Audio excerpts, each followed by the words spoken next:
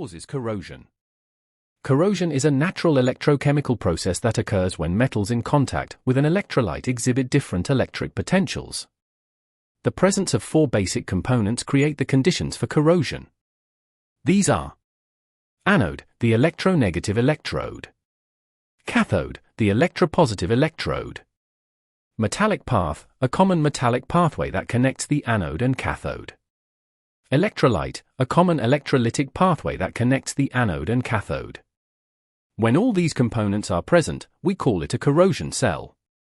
In Figure A, corrosion occurs where current flows from the anode into the electrolyte.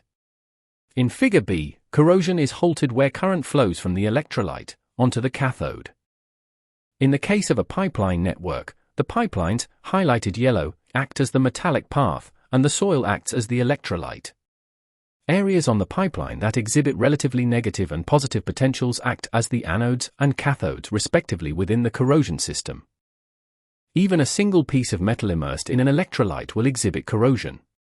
Microscopic irregularities create diverse potential differences across the surface of the metal, providing both the anodic and cathodic sites required to form a corrosion cell. Cathodic protection, also known as CP, is based on the application of current to the surface of a structure in order to stop corrosion. When current flows across the structure-electrolyte interface, the potentials on the structure are shifted. We refer to this as polarization. At its core, CP manipulates the flow of current within a corrosion cell so that the surface of the protected structure is uniformly polarized to a potential more electronegative than the most anodic site present, thereby halting corrosion. How can we manipulate the flow of current?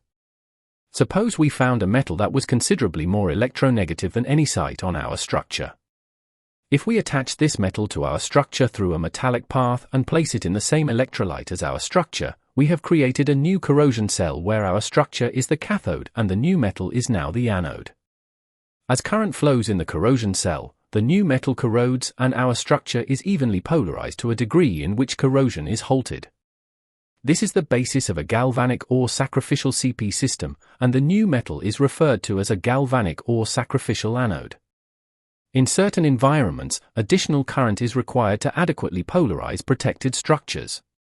The addition of an external power source can be used to increase the current output of an anode, to ensure that the structure's surface is uniformly polarized by the flow of the current through the electrolyte. This is the basis of an impressed current CP system. Components of a CP system. Corrosion can be driven in a pipeline system by a variety of factors, including dissimilar metals, soil chemistry, ion concentration, oxygen concentration, pH, and climate change. Pipeline integrity involves applying the principles discussed at a large scale to direct currents onto critical infrastructure from the surrounding environment, helping to protect from corrosion. A rectifier is an external power source used to impress current through an anode, out into the electrolyte and onto the surface of the pipeline, thereby halting corrosion. Measuring the current output of a CP system is the first step in effective monitoring. Verifying polarization on the surface of a pipeline is a key indication of the effectiveness of cathodic protection.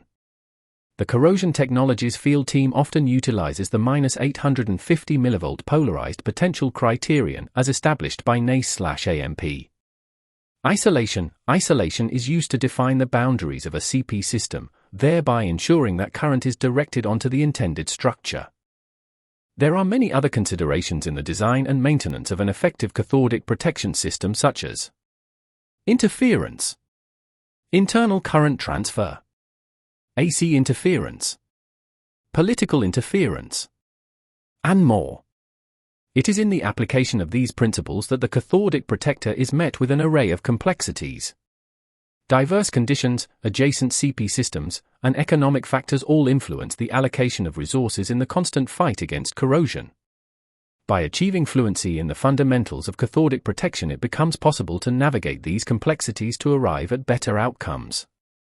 Our aim at Corrosion Technologies is to proliferate an understanding of this material in order to cultivate a safer, more productive, and cleaner industry for the future. Thank you for watching our video, and please do not hesitate to reach out to our team if you may have any questions.